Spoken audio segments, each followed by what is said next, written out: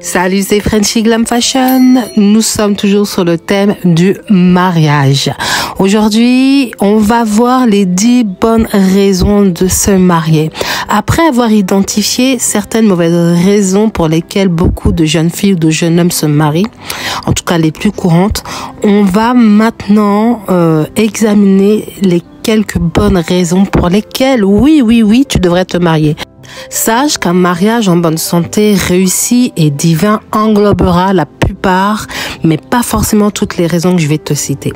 Numéro 1, parce que c'est la volonté de Dieu. Il n'y a rien de plus important de se marier parce que c'est la volonté de Dieu.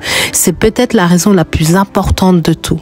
Dieu a conçu le mariage et personne n'en sait plus que lui à ce sujet. En tant que croyante, ta priorité numéro 1 devrait être de discerner et d'obéir à la volonté de Dieu en toutes choses, y compris, mais surtout dans le choix de ton partenaire.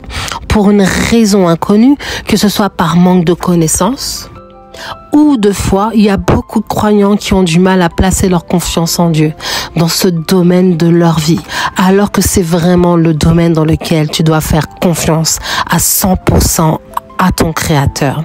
Un couple qui envisage le mariage a besoin de passer beaucoup de temps ensemble dans la prière, à chercher la volonté de Dieu à ce sujet.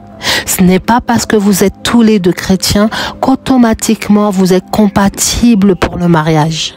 La volonté de Dieu, c'est que tu puisses te marier un jour. Oui, n'en doute absolument pas. Il va falloir que tu sois patiente ou patient, que tu lui fasses confiance et que tu cherches sa volonté avec beaucoup de sagesse. Que tu sois honnête et humble concernant le mariage. Si Dieu t'a appelé à te marier, il t'unira à quelqu'un avec qui tu pourras construire un foyer solide, divin, rempli d'amour et de grâce. Une maison qui exalte Jésus-Christ comme Seigneur et une harmonie de vision et de but. Si vous cherchez son conseil, il t'amènera la bonne personne dans ta vie et quand il le fera, tu le sauras. La deuxième bonne raison pour laquelle Dieu t'appelle à te marier, c'est pour pouvoir exprimer l'amour de Dieu envers l'autre. Le mariage est censé être l'image physique de l'union spirituelle et de l'amour qui existe entre le Père, le Fils et le Saint-Esprit.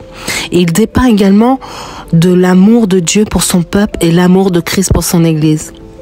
L'amour divin ou agapé est la première, la véritable et la plus haute forme d'amour et d'elle dérivent toutes les autres formes d'amour. Exprimer son amour personnel à l'autre, c'est ce troisième point que nous allons voir. Un amour sain dans le cadre du mariage nécessite une juste combinaison des différents types et degrés d'amour. Donc, le mariage est aussi une expression personnelle d'amour entre le mari et la femme. C'est un désir de montrer un niveau d'estime et de considération à l'égard du conjoint qui ne manifeste envers personne d'autre. L'amour au sein du mariage inclut l'élément philéo, concept grec pour amour qui se comprend mieux par tendre affection. Mari et femme devraient être tendre et affectueux l'un envers l'autre. Une relation conjugale se caractérise aussi par éros, l'amour physique ou sexuel. Ces expressions personnelles d'amour sont de bonnes raisons au mariage, mais elles doivent être solidement enracinées dans l'amour agapé, inconditionnel venant de Dieu. La quatrième bonne raison de se marier, c'est de pouvoir finalement satisfaire un besoin et un désir sexuel devant Dieu, à la façon de Dieu. Oui, une fois que tu es marié, tu as le droit de consommer le mariage. Mais je tenais à mettre les choses au clair, ça n'a absolument rien à voir avec des mobiles sexuels. Le désir sexuel vient de Dieu. Ça, on va jamais le remettre en question. Mais dans un contexte approprié, pour qu'il soit sain et bon. En lui seul, le désir sexuel est une raison piètre et superficielle au mariage. Maintenant, combiné à d'autres raisons telles que l'amour et la compagnie, le désir d'épanouissement sexuel est une motivation forte et naturelle L'amour qui fait naître le désir chez l'homme ou la femme de s'engager dans une relation à vie génère également le désir d'exprimer cet amour sexuellement. Les croyants sérieux dans leur engagement envers Christ chercheront à combler leurs besoins et désirs sexuels d'une façon qui plaise à Dieu. Le mariage est le moyen ordonné par Dieu pour répondre aux désirs sexuels donnés par Dieu. Les paroles de Paul aux croyants de Corinthe renferment des conseils sages et pratiques sur le sujet. Dans cette lettre, tu verras Paul parler d'immoralité. Oui, on parle bien d'immoralité sexuelle. Il est préférable que chaque homme ait sa femme et que chaque femme ait son mari.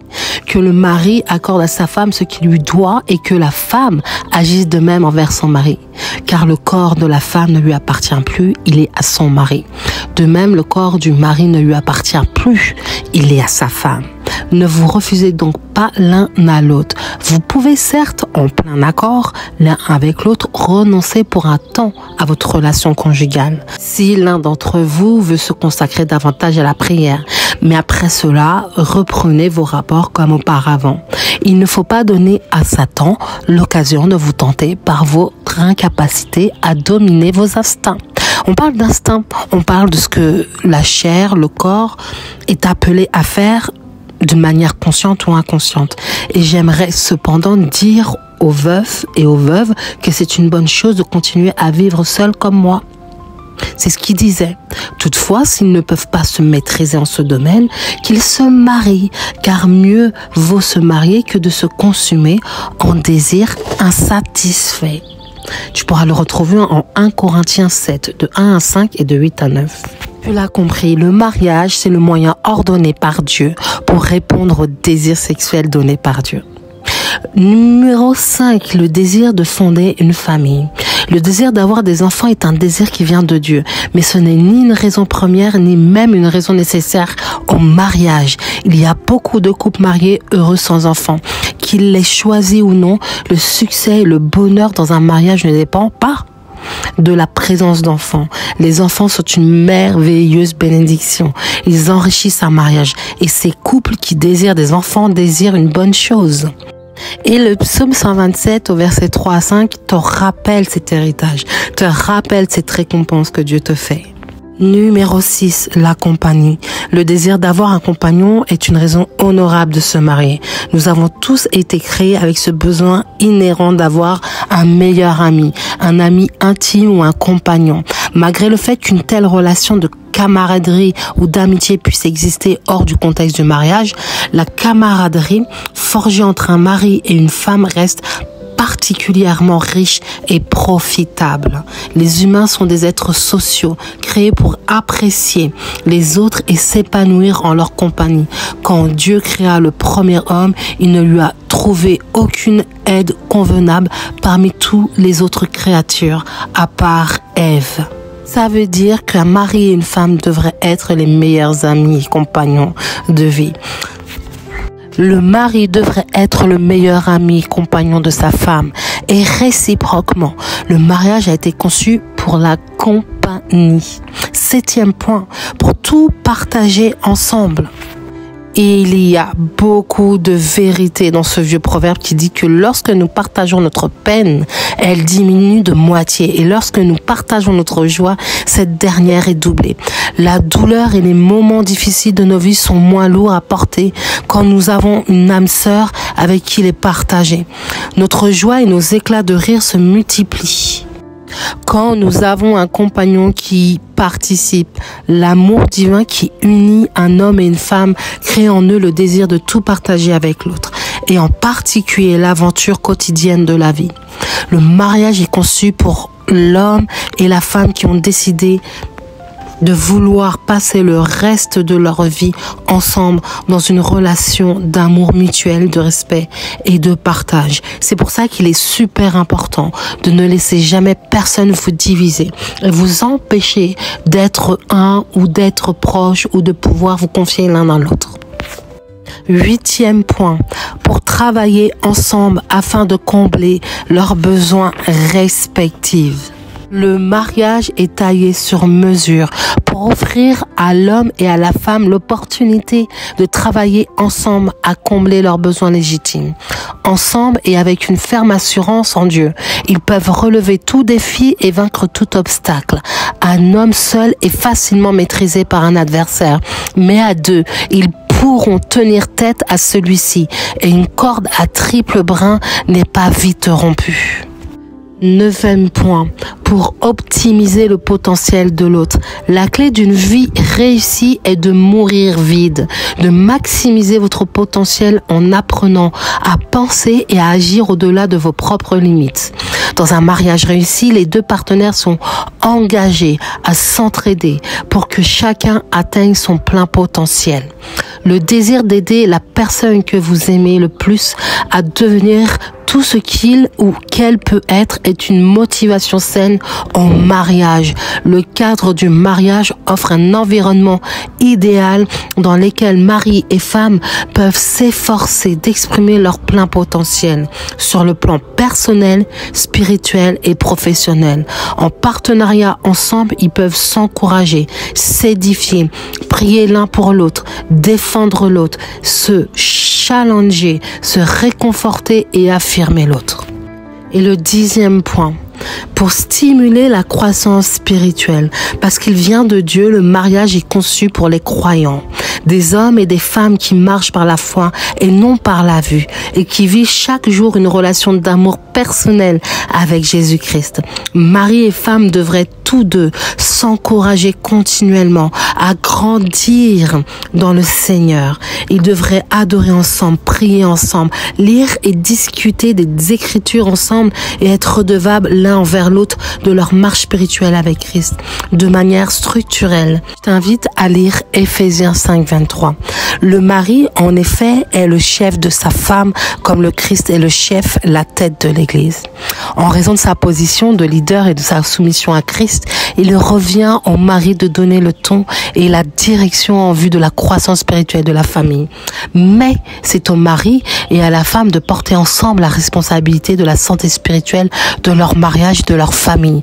Tout couple soucieux de construire un mariage qui plaît à Dieu fera de la croissance spirituelle de son conjoint une priorité de la plus haute importance. On a vu les 10 mauvaises raisons et les caractéristiques communes d'être essentiellement centré sur soi ou centré sur ses peurs, ses craintes ou ses doutes ou ses questionnements. L'égoïsme n'est jamais une qualité saine sur laquelle on doit tenter de construire un mariage. Au contraire, les 10 bonnes raisons en sont fondamentalement dépourvues, reposant sur un amour désintéressé propre à la nature de Dieu. Ces raisons, basées sur le don de soi, se concentrent sur les besoins et le bien-être de l'autre. C'est une distinction cruciale qui peut faire la différence entre le succès et l'échec, entre le bonheur et le malheur, et entre un bon et un mauvais mariage. Voilà, tu as reçu les 10 bonnes raisons pour te marier. Dis-moi s'il y en a qui te parlent plus que d'autres et si tu as identifié chaque point qui te parle actuellement dans le cheminement dans lequel tu es rentré pour aller vers le mariage. Que Dieu te bénisse. À bientôt.